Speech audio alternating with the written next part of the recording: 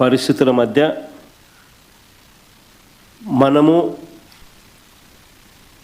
కార్యాచరణ అనేది మనం చేయాల్సి ఉంది. ఒకవైపున రైతులకు తోడుగా నిలబడాల్సిన కార్యక్రమం ఒకవైపున ఉంది.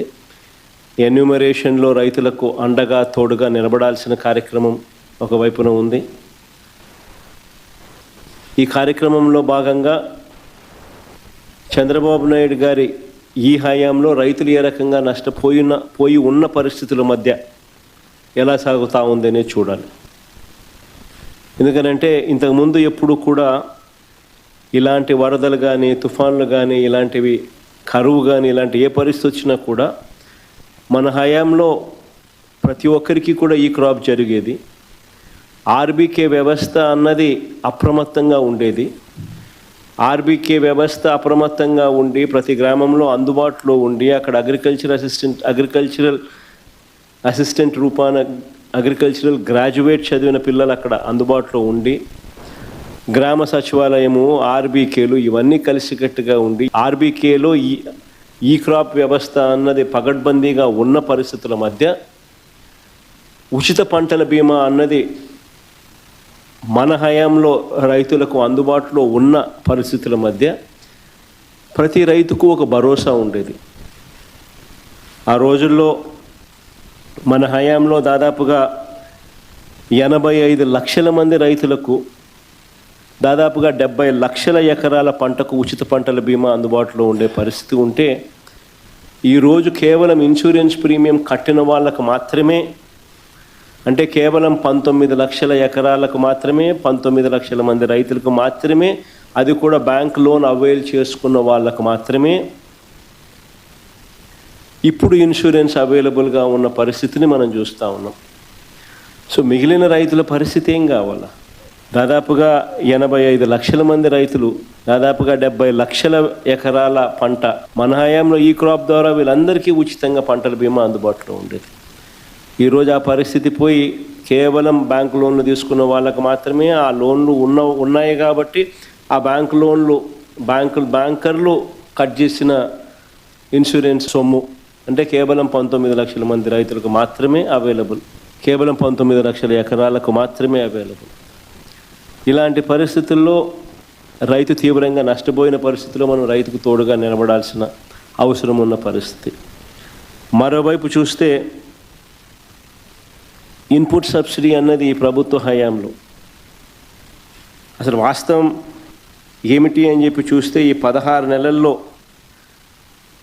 16 నెలలకు గాను అసలు ఎంత ఇన్పుట్ సబ్సిడీ ఈ ప్రభుత్వం ఇచ్చింది, ఎంతమంది రైతులకు ఇన్పుట్ సబ్సిడీ ఇచ్చింది అని చెప్పి ఒకసారి గమనిస్తే దాదాపుగా ఈ 16 నెలల్లో ఈ డీప్ డిప్రెషన్స్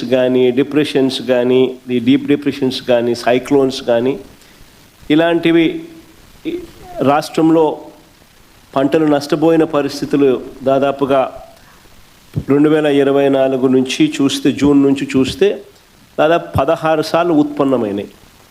ఈ 16 సార్లకు సంబంధించి ఎంతమంది రైతులకు ఇన్పుట్ సబ్సిడీ అందింది, ఎంతమంది రైతులకు నష్టపోయిన పరిస్థితుల మధ్య వాళ్ళకు ప్రభుత్వం తోడుగా నిలబడింది అని చెప్పి చూస్తే ఈ ప్రభుత్వం తరపు నుంచి గుండు సున్నా కనిపిస్తుంది. అంటే ఏ ఒక్క రైతుకు కూడా ఇన్పుట్ సబ్సిడీ అన్నది అందించని పరిస్థితిలో ఈ రాష్ట్ర ప్రభుత్వం కనిపిస్తూ ఉంది. దాదాపుగా వీళ్ళు ఈ క్రాప్ చేయకుండా రైతులను నిర్లక్ష్యం చేసినప్పటికీ కూడా వాళ్ళ దగ్గర ఉన్న వాళ్ళ లెక్కల ప్రకారమే చూసినా కూడా దాదాపుగా 5.5 లక్షల మంది రైతులకు ఇన్పుట్ సబ్సిడీ రూపేణ 600 కోట్లు ఇవ్వాలని అది ఇవ్వకుండా ఎగరగొట్టిన పరిస్థితులు మనం చూస్తూ ఉన్నాం. మిర్చికి క్వింటాలకు 11,781 రూపాయలు ఇస్తాము, కొనుగోలు చేస్తాము అని చెప్పినారు క్వింటాలకు. ఆశ్చర్యం కలిగించే విషయం ఏంటంటే ₹1 ఇవ్వాల. పొగాకు కొనుగోలు చేస్తామన్నారు, ఎక్కడ దిక్కు దానికి కూడా పొగాకు కొనుగోలుకు కూడా ఎక్కడ కూడా చేసిన పుణ్యం కట్టుకోలేదు. మామిడికి ₹12 కొనుగోలు చేస్తామన్నారు కిలోకు, ఒక రైతుకు మంచి చేయలేదు. ఉల్లికి క్వింటాలకు 1200తో కొనుగోలు చేస్తామని చెప్పినారు, చేతులెత్తేశారు. తర్వాత హెక్టార్కు 50,000 ఇస్తామన్నారు. అది ఇచ్చిన పుణ్యం కూడా వీళ్ళు కట్టుకోలేదు ఎప్పుడు. సో అన్ని రకాల కూడా ఈ క్రాప్ అన్నది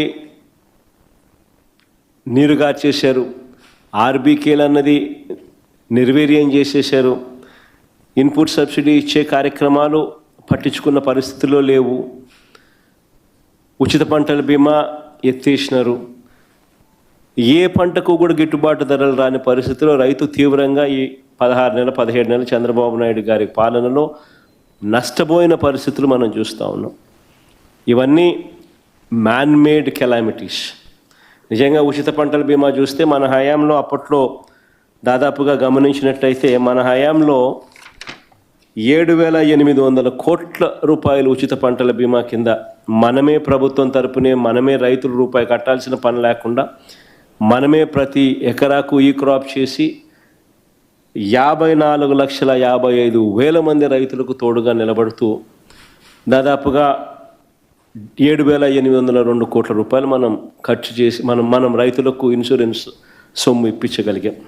ఈరోజు పరిస్థితి ఇంత దారుణంగా ఉంది. ఒకవైపున ఇవన్నీ మ్యాన్మేడ్ తప్పిదాలు ఇన్ని కనిపిస్తూ రైతు తీవ్రంగా నష్టపోయిన పరిస్థితులు ఒకవైపున కనిపిస్తూ ఉండగా, మరోవైపున ఇటువంటి సైక్లోన్ రూపేణ జరిగిన నష్టం, ఇలాంటి సైక్లోన్ రూపేణ జరిగిన నష్టాల మధ్య మనం రైతుకు ఎక్కడ తోడుగా ఉండగలుగుతాము అని అంటే, ఎన్యూమరేషన్ అన్నది ప్రభుత్వం చేతులెత్తేసే కార్యక్రమం చేయకుండా ఆ ప్రతి గ్రామంలోనూ కూడా వైఎస్ఆర్సీపీ నష్టం జరిగిన ప్రతి గ్రామంలో కూడా ఎన్యూమరేషన్లో ఏ ఒక్కరికి కూడా నష్టం జరగకోకుండా వాళ్ళ తరపున వాయిస్ ఇవ్వగలగడం, వాళ్ళ తరపున మనం ప్రభుత్వం మీద యుద్ధం చేసైనా సరే వాళ్లకు రైతుల తరపున మనం తోడుగా నిలబడడం, ఇది ఖచ్చితంగా రైతుల తరపున మనం చేయాల్సిన కార్యక్రమం.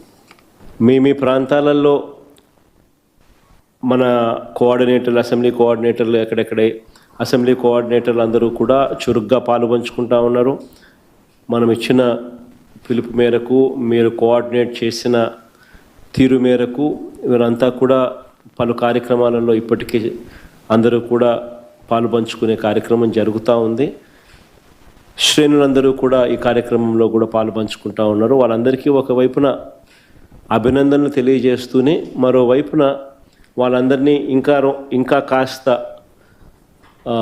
ప్రోత్సహించి ఇంకా మెరుగ్గా వాళ్ళు పాలుపంచుకునే విధంగా, తద్వారా రైతులకు ఇంకా మంచి జరిగే పరిస్థితులు క్రియేట్ కావాలి. కాబట్టి ఆ దిశగా కూడా అడుగులు వేయాల్సిన అవసరం ఉంది. ఏ రైతు కూడా మిగిలిపోకుండా అవస్థపడే పరిస్థితి రాకుండా ఆ రైతుకు తోడుగా ఉండే కార్యక్రమంలో మన వంతు కృషి ఏం చేయాలనో అవన్నీ కూడా గట్టిగా చేసుకునే కార్యక్రమాలు గట్టిగా చూసుకుంటే వాళ్ళ రైతు తీవ్రంగా నష్టపోయిన పరిస్థితులు ఎక్కువగా కనిపిస్తూ ఉన్నాయి. శ్రీకాకుళం నుంచి మొదలెడితే దాదాపుగా నెల్లూరు దాకా కూడా, ఇంకా నెల్లూరు నుంచి కూడా కాస్త ముందుకు కూడా ఈ ప్రభావం కనిపిస్తూ ఉంది. కర్నూలు, కడప, అన్నమయ్య జిల్లాలు, చిత్తూరు జిల్లా, ఉమ్మడి చిత్తూరు జిల్లాలో కూడా, కర్నూలు నెల్లూరు ప్రాంతంలో కూడా ఈ ప్రభావం కూడా కనిపించింది. దాదాపుగా 25 జిల్లాల పరిధిలో, 396 మండలాల పరిధిలో, 3,320 గ్రామాల పరిధిలో దీని ప్రభావం కనిపించింది. ఇలాంటి పరిస్థితుల్లో రైతులకు మనం తోడుగా నిలబడాల్సిన అవసరం చాలా ఉంది. దాదాపుగా ఉజ్జాయింపుగా లెక్కల ప్రకారము, మనకున్న సమాచారం ప్రకారం దాదాపుగా 15 లక్షల ఎకరాల మీద దీని ప్రభావం పడుతూ ఉంది. దాదాపుగా ఇందులో 11 లక్షల ఎకరాలు వరి మీదనే ప్రభావం పడుతూ ఉంది. 39 లక్షల ఎకరాలలో మామూలుగా వరి సాగయ్యే పరిస్థితి ఉంటే అందులో దాదాపుగా 11 లక్షల ఎకరాలలో దీని ప్రభావం పడుతూ ఉన్న పరిస్థితులు కనపడుతూ ఉంది. దాదాపుగా 1,15,000 ఎకరాలకు సంబంధించి పత్తి, దాదాపుగా మరో 1,15,000 ఎకరాలకు సంబంధించి వేరుశనగ, మరో 2 లక్షల ఎకరాలకు సంబంధించిన మొక్కజొన్న, మరో దాదాపుగా 2 లక్షల ఎకరాలకు సంబంధించిన హార్టికల్చర్ పంటల మీద తీవ్రమైన ప్రభావం, దాదాపుగా 15 లక్షల ఎకరాల మొత్తం మీద తీవ్రమైన ప్రభావం కనిపిస్తూ ఉంది. ఏదేమైనప్పటికీ ఇలాంటి తీవ్రమైన పరిస్థితుల మధ్య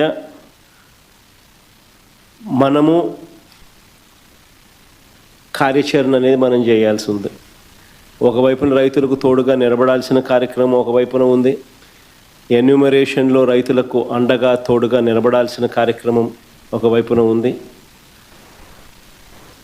ఈ కార్యక్రమంలో భాగంగా చంద్రబాబు నాయుడు గారి ఈ హయాంలో రైతులు ఏ రకంగా పోయి ఉన్న పరిస్థితుల మధ్య ఎలా సాగుతూ ఉంది అనేది చూడాలి. ఎందుకనంటే ఇంతకుముందు ఎప్పుడు కూడా ఇలాంటి వరదలు కానీ, తుఫాన్లు కానీ, ఇలాంటివి కరువు కానీ, ఇలాంటి ఏ పరిస్థితి వచ్చినా కూడా మన హయాంలో ప్రతి ఒక్కరికి కూడా ఈ క్రాప్ జరిగేది. ఆర్బీకే వ్యవస్థ అన్నది అప్రమత్తంగా ఉండేది.